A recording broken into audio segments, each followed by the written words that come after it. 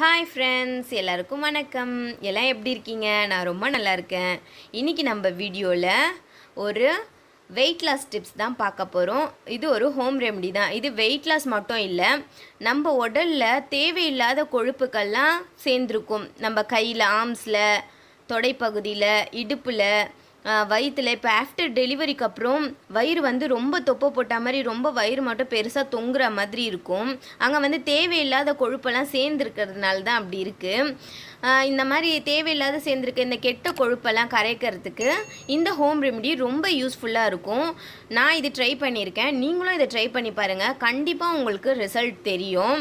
இதுக்கு என்னென்ன தேவைன்றதை இப்போ பார்த்துடலாம். இதுக்கு 2 ஸ்பூன் அளவுக்கு தனியா எடுத்து வச்சுருக்கேன். ஒரு சின்ன அளவு இஞ்சி, இது தோல் சீவிட்டு வச்சுருக்கேன். அரை ஸ்பூன் அளவுக்கு ஓமம் எடுத்து வச்சுருக்கேன்.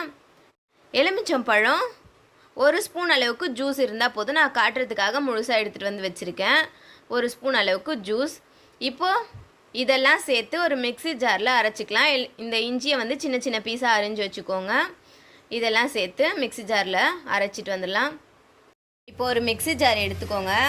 அதில் இந்த 2 ஸ்பூன் அளவுக்கு தனியாக எடுத்து வச்சுருக்கோம் இல்லையா, மல்லி, இதை சேர்த்துக்கலாம்.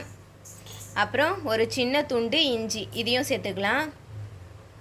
இந்த ஓமம், இது மூணுத்தையும் மட்டும் ஃபஸ்ட்டு மிக்ஸி ஜாரில் அரைச்சிட்டு வந்துடலாம். இந்த அளவுக்கு அரைச்சி கொண்டு வந்தாச்சு. இப்போ அடுத்து என்ன பண்ணலான்னு பார்க்கலாம். பற்ற வச்சு அடுப்பில் இந்த மாதிரி ஒரு கிண்ணம் வச்சுருக்கேன். இதில் 2 டம்ளர் அளவுக்கு தண்ணி சேர்த்துக்கிறேன்.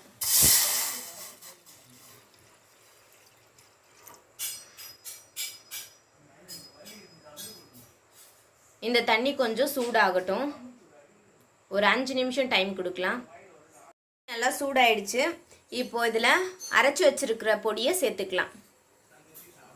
இப்போது சேர்த்தாச்சு. 2 டம்ளர் தண்ணி ஊற்றணும் இல்லையா, இது 1 டம்ளராக வற்றி வர வரைக்கும் இருக்கட்டும். அப்புறம் பார்க்கலாம். இந்த ட்ரிங்க் நல்லா வற்றியாச்சு, ரெடி ஆயிடுச்சு. 1 டம்ளர் அளவுக்கு ஆயிடுச்சு. இப்போ நீங்கள் எந்த டம்ளர் குடிக்கிறீங்களோ அதில் எடுத்து வச்சு இதை வடிகட்டி எடுத்துக்கோங்க. எனக்கு இந்த டம்ளரில் இந்த அளவுக்கு வந்திருக்கு. இப்போ இது கூட 1 ஸ்பூன் அளவுக்கு லெமன் ஜூஸ் எடுத்து வச்சுருக்கோம் இல்லையா, அதையும் சேர்த்துக்கலாம்.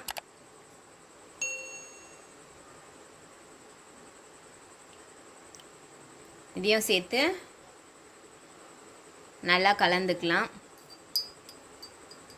இந்த லெமன் நம்ம உடலில் இருக்க தேவையில்லாத கொழுப்பை கரைக்கிறதுக்கு ரொம்ப ஹெல்ப்ஃபுல்லாக இருக்கும். லெமனும் இஞ்சி இதில் சேர்த்துருக்க எல்லா இன்க்ரீடியன்ட்ஸுமே நம்ம தேவையில்லாத கொழுப்பை கரைக்கிறதுக்கு நல்லாவே ஹெல்ப் பண்ணும்.